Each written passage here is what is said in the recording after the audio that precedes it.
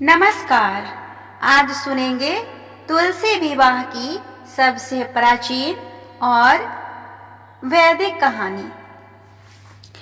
प्राचीन काल में जलंधर नामक राक्षस ने चारों तरफ बड़ा ही उत्पात मचा रखा था। वह बड़ा वीर तथा पराक्रमी था।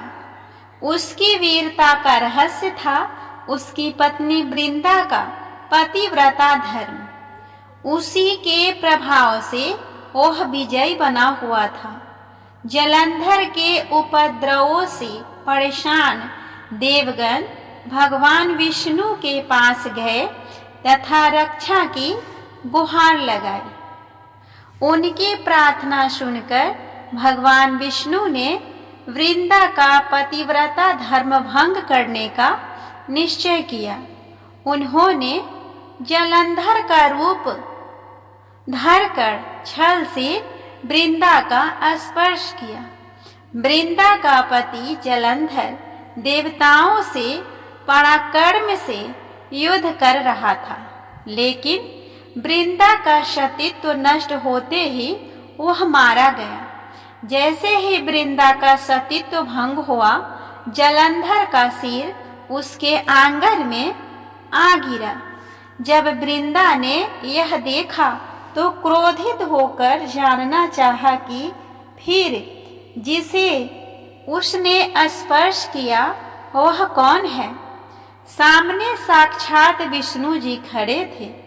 उसने भगवान विष्णु को श्राप दे दिया, जिस प्रकार तुमने छल से मुझे पति वियोग दिया है, उसी प्रकार तुम्हारी पत्नी का भी छल पूर्वक हरण होगा और स्त्री वियोग सहने के लिए तुम भी मृत्यु लोक में जन्म लोगे।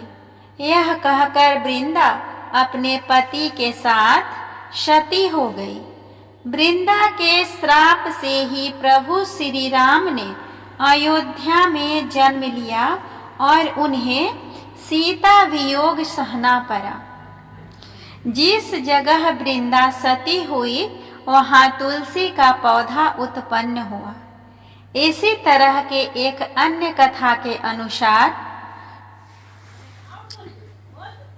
आरंभ तो यही है, लेकिन इस कथा में वृंदा ने विष्णु जी को एक श्राप दिया था कि तुमने मेरा सतीत्व भंग किया है, अतः तुम पत्थर के बनोगे। यह पत्थर शालिग्राम कहलाया। विष्णु ने कहा, हे वृंदा, मैं तुम्हारे सतीत्व का आदर करता हूँ, लेकिन तुम तुलसी बनकर सदा मेरे साथ ही रहोगी। जो मनुष्य कार्तिक एकादशी के दिन तुम्हारे साथ मेरा विवाह कराएगा, उसके हर मनोकामना पूरी होगी। बिना तुलसी दल के शालिग्राम या विष्णु जी की पूजा अधूरी मानी जाती है। शालिग्राम और तुलसी का विवाह भगवान विष्णु और महालक्ष्मी का ही प्रतीकात्मक विवाह माना जाता है। इस तरह हमने सुना तुलसी विवाह की प्राचीन और पौराणिक कथा।